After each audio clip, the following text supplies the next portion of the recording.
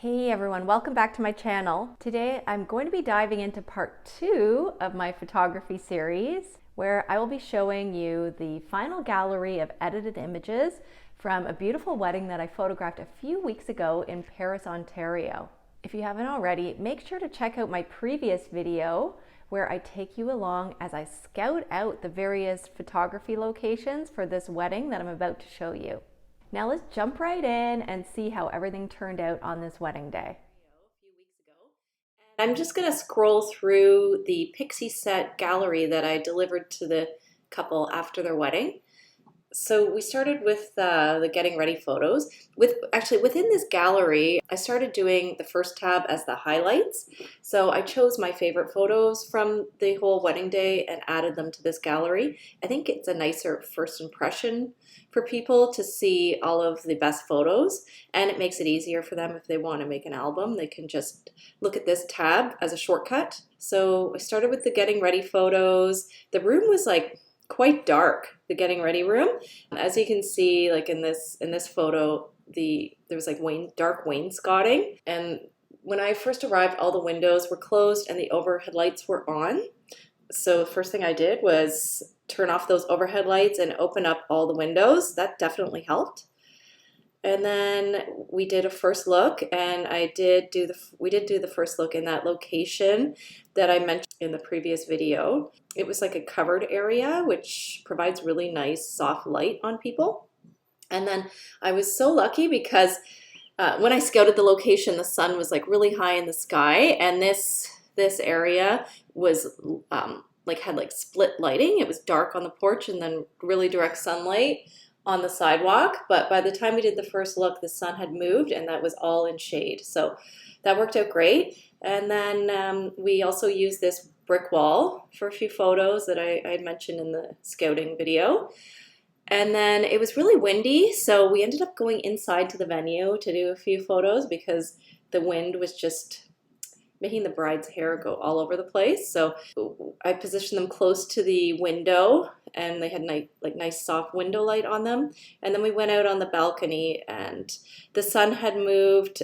Again, the sun was in a different position from when I had scouted it, so there was shade on the balcony. So that also worked out really well. And then we did family photos inside. That was easy for family. They just met us there. And then the ceremony happened immediately after. It was tricky with shooting against this window. It was a strong backlight.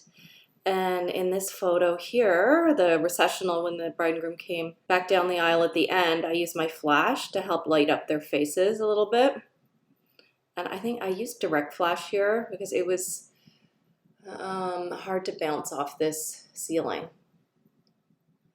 And then we did some detail photos. I used combination of lenses. I love using my 85 on details and the 50 at a wide aperture. I like to get a wide shot and do a big shot of the room. So I use my 24 to 70 millimeter lens for that. And then I went in and got more detail photos, like closer up.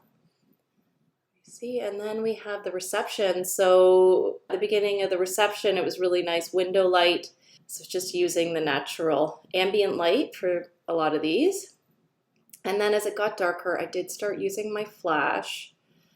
And I can't remember. I think it was some direct flash in there. I think I had my bounce card up. And then we progressed to these dancing photos, and this was tricky, these photos, because the little sticks, they were like light sticks that glowed multicolors, and at certain settings you couldn't see the colors. So I actually ended up decreasing my shutter speed a bit. So I used a slower shutter speed, and that helped allow some of the color to show up in the photo. Yeah, so I'll just go on to some of these other tabs here, just so you can get a better idea of what the full gallery looks like. So like I mentioned before, I started with the detail photos. I found there was a quiet room in the bridal suite, and there was a nice big window. So I positioned there was a neutral colored chair. I positioned that next to the window. I put the veil on top of it, and it was nice because the florist provided some of these extra flowers for the photos, which was really nice to have that. And then I just took all the detailed photos on that one location. That room was extremely dark where I did the detail photos. The walls were all painted this like dark plum color, and the window was pretty small. So I chose to do I did most of the getting ready like people photos in the main area, which was here. It still had this dark color on the bottom, but there was lighter walls on the top, and there was a bit more window light.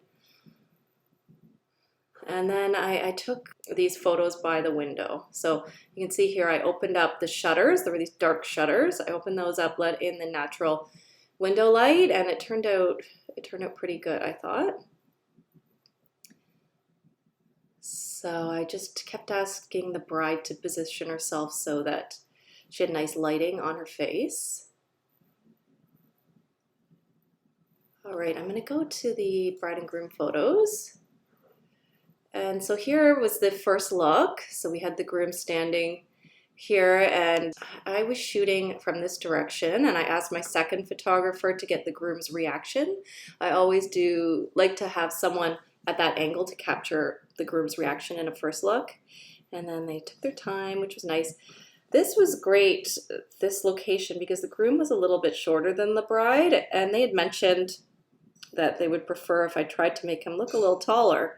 So the trick I used here was I put the groom on this step and the bride on the lower level, and that worked out really well. So I did a bunch of photos here because that was one of the only locations with a height, like a step difference, and I thought I'll just max that out and get a whole bunch so that they have a variety to choose from, and I was happy with how these turned out.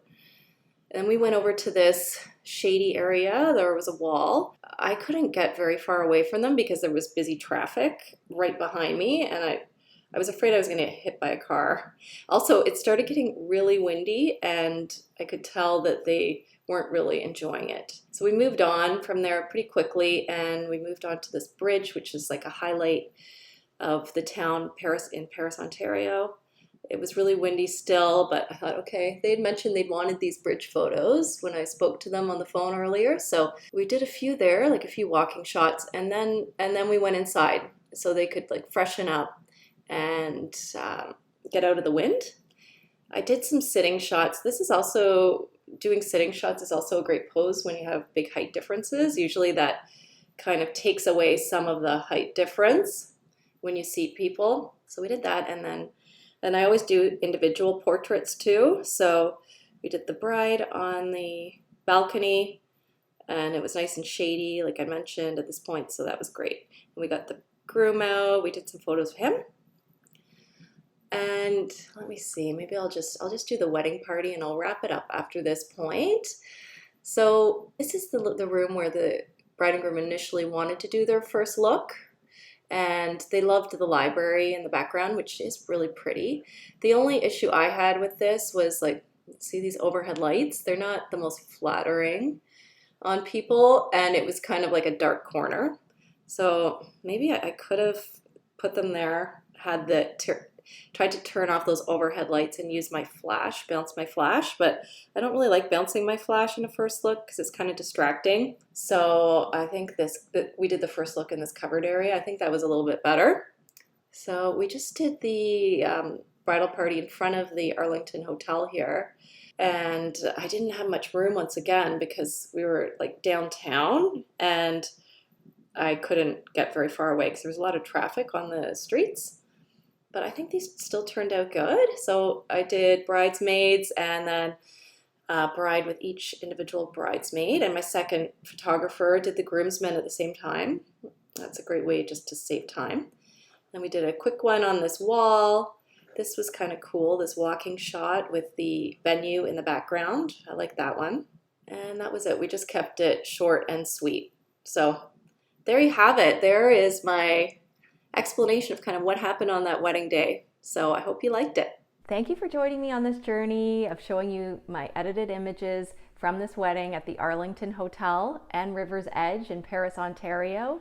I hope you enjoyed seeing the final results as much as I enjoyed capturing them. If you like this video, please don't forget to give me a thumbs up and subscribe for more content like this.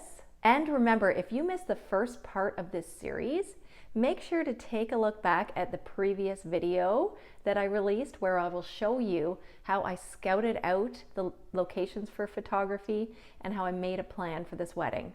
Until next time, happy shooting. Bye.